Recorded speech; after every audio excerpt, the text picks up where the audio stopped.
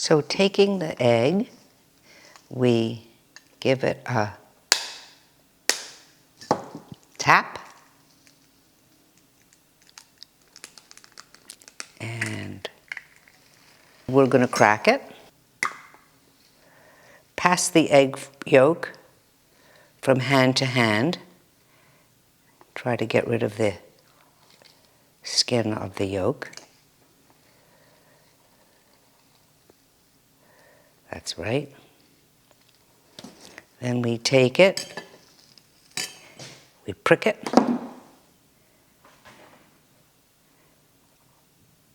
perfect. It's exactly what we want.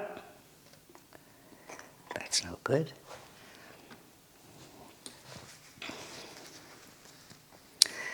So into the pure egg yolk, we add equal amount, again, of distilled water.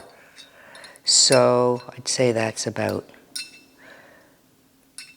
maybe 5. So this is now my mixture, my medium. We mix the water and egg together. And this is now our painting medium, which we can keep in the fridge for about 3 days, covered.